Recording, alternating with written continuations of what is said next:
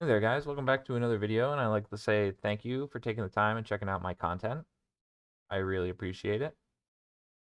So, off screen, I did a little bit of work on our database here because we need to be able to like, we need to be able to have it be able to be customizable whenever we want to build out more systems, right? So, for example, we need, I focused mostly on projectiles this round. So I wanted to be able to customize the projectiles. I wanted to be able to add a custom effect, and I wanted to add a custom damage type that's associated with that projectile. So I did that, and this is how I did it. So I made a few changes in the projectile structure, in our projectile data, right? Because we're adding effects and a damage type, what I did here is I added two new fields to this. And these are going to be keys to the other data type, other databases basically. So here we have a damage type ID and an effect ID. And these are both strings, and like I said, these are going to be keys. They're basically going to be foreign keys to other tables, if you're familiar with databasing. Uh, in the in the effects, it's the same structure as we had as all of these other ones. We have a structure, the interface, the primary data asset, and then the data asset. And then in the effect data, what I did was I created an effect, effector tags, and a tags field here.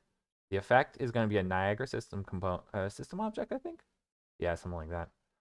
These tags are brand new. I'm going to be going for it. I'm going to add some tags. I did add to all of them these tags field, and then I added basically like a secondary tag field with whatever the data is of prefix with or prefix to the word tags.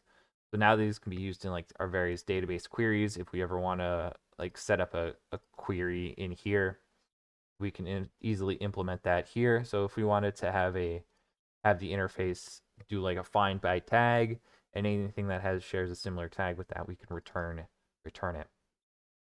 So in these effects now, we have like a default effect, we have a fire effect, and these are all related to various Niagara effects. These are just ones that I have for my effect package that I installed. Whatever you have, you can use it. I'm just using some generalized effects here. No big deal. So we have the default fire and electric effects. And so this is like a bolt, this is like a fireball, this is like the electric ball that we've seen. And then in the damage now, same format. We have a structure. We have a damage type, so the type that we're going to apply. We have a damage tags, and we have tags for any queries down the road we need to make. We've had the interface with our as is, and then the gets by the tags. Now I did make another change as well. These gets by IDs, basically, I did return the found off of this along with the data type because I found it was just easier to instead just pass this through instead of doing the Boolean. And so that's fine. I mean, because I ran into a case where like I needed the found Boolean, which I probably honestly should have done it from the start. Yeah. But now in these, we have various damage types. And so the damage types now, they all correspond to a specific class here. And so these classes here are special classes. Now, if you go to Blueprint, you can see they are special damage type classes here, or damage type objects. So I created a handful of these. They don't have anything in them. They're just empty classes right now. I haven't gotten to filling them out, so that's why. So yeah, so just to recap, we have now a projectile database with effects that we can tie to, with string with IDs that are for the effects and the damage type.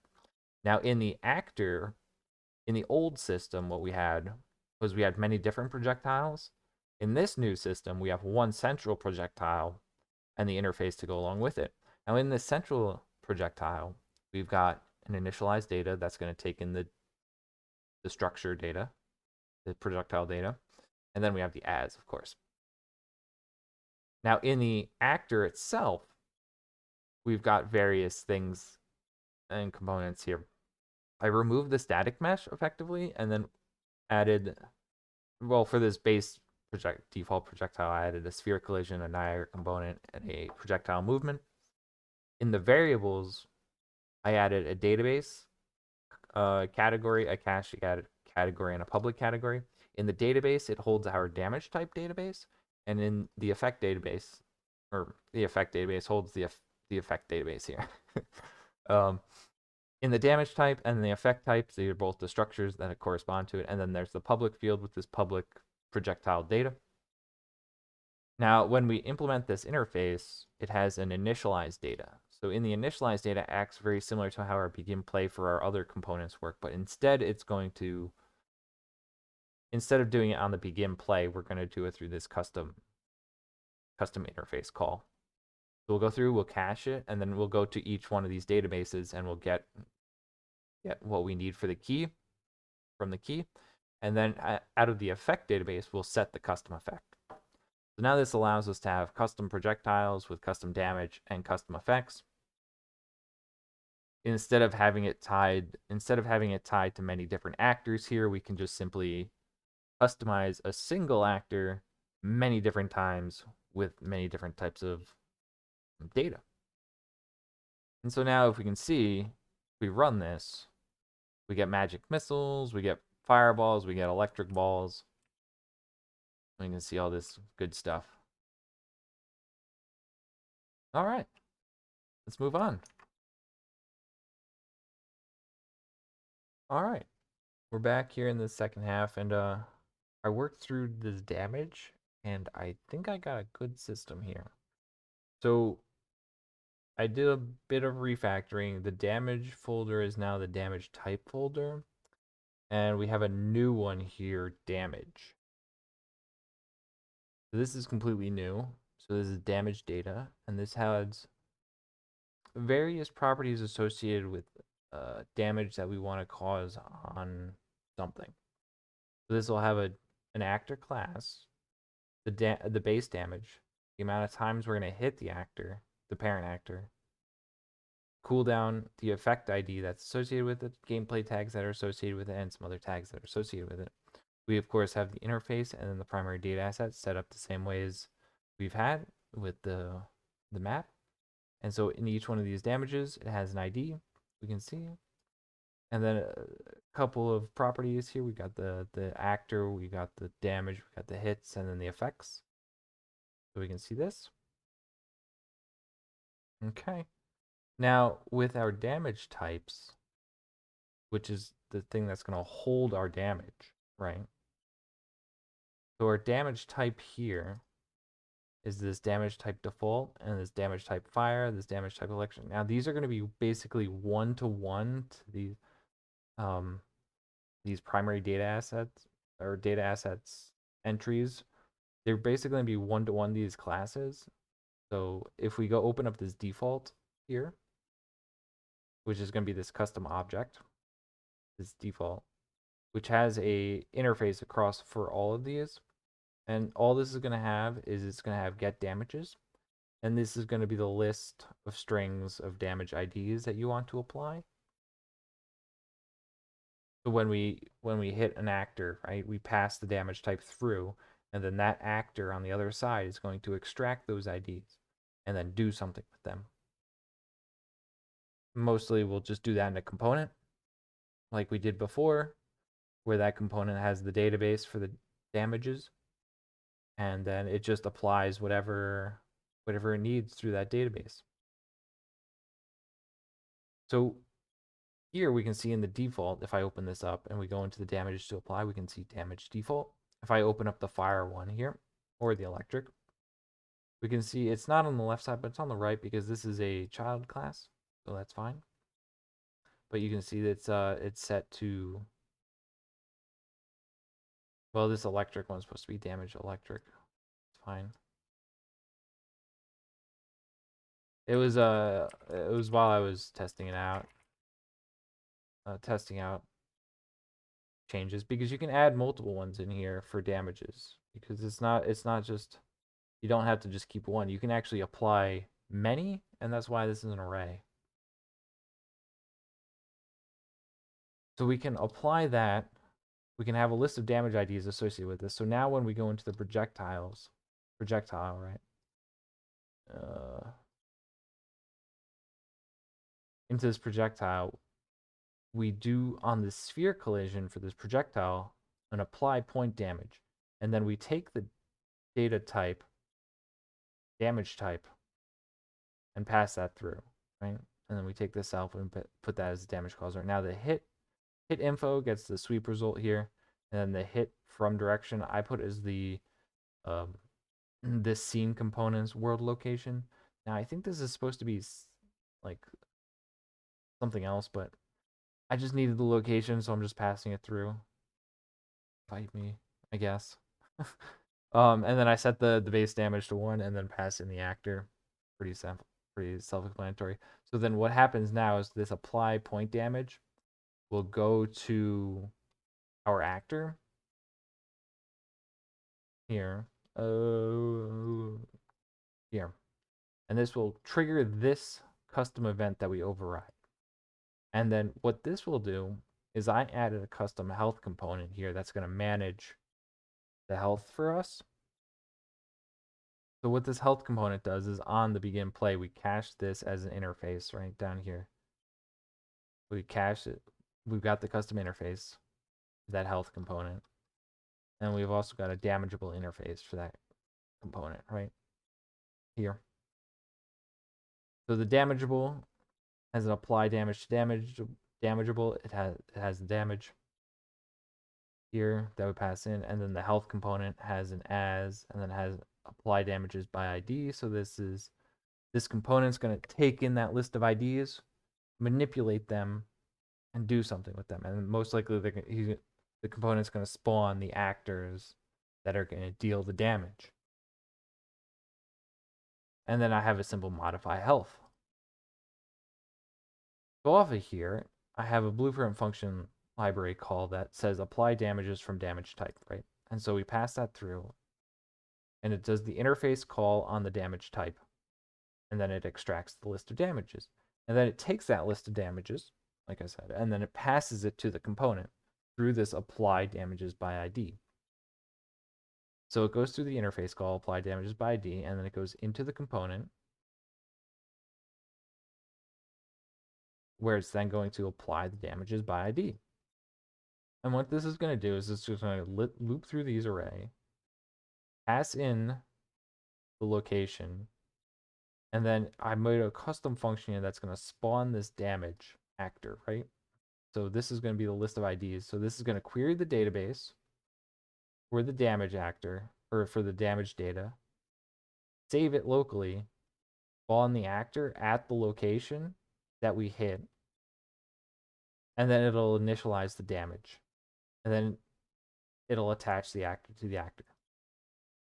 So in the initialize, when we pass through the initialize the damage with this data, we have an actual special actor here. So we have a special damage actor, right, that we're spawning in. I lost my train of thought there for a second. Which will then, when we go to initialize it, right, we initialize it with the damage data. We pass in the damage data here, and then we save. Well, we pass in both the actor too, but we cache the actor, and then we cache some of the cache the damage, we cache the hits. We set up inside this actor a timer. You can see all down here in the variables. We have the effect database because obviously we want to get an effect out of our database. We put that into the structure. And yeah, so this goes through, sets it up, sets the effects up, and then it applies the damage over time. And so it doesn't matter if we set it to 1 hit, we can effectively just be a bullet and just be like, bam, 1 hit, or we can be like a fire and we can do over time. But that's all set up in the properties from before. So this will just loop through that, and then it'll apply damage to damageable. So the actor that we attach the damageable component to, or this health component, will use this damageable interface. And what it'll do is apply damage to damageable. And here, what I do is I pass it into the health component. And the health component just says, the health component has the modify health, which will then modify the health. In this case, the modify the health here is just doing a simple subtraction from the health and clamping it between 100 and printing it out. That's it. So if we see this system in action, you can see that if I run up to this, we're using a default projectiles. We're just dealing some damage. No big deal. Okay, that's great. Now, let's say we wanted to set this system up to be,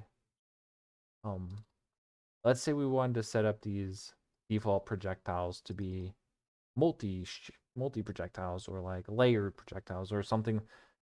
You know what I mean? They can apply multiple damage types, right? Or multiple damages. They apply a type with multiple damages. So here, because we're passing through this damages to apply, we can simply modify this array, go into our database, say, oh, you know what? I feel like making this projectile deal fire damage here. And I don't feel like it having default. Maybe we'll combine them to be electric. So let's just let's do 2 damage. Let's just do damage of fire and electric. So our default projectile here now set up to deal fire and electric damage, and we can see, boom, and we can just watch our health plummet because it's an effect over time. Well, it's much clearer when it's not so many projectiles, but it is what it is. But yeah, we can also see if I remove this, we can say fire. If I play,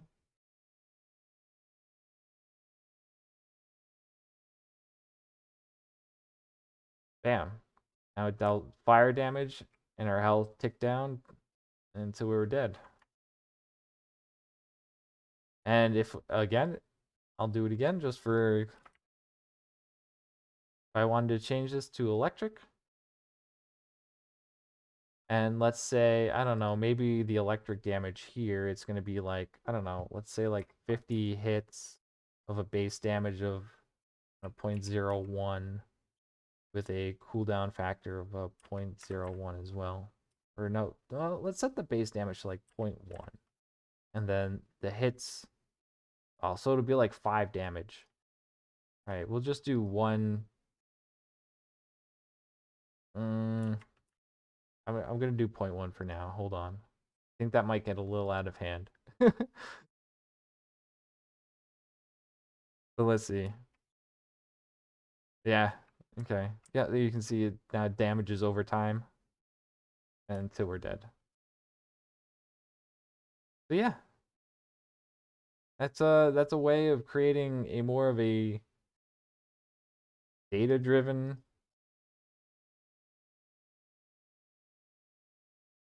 a damage system where we can pass these damage types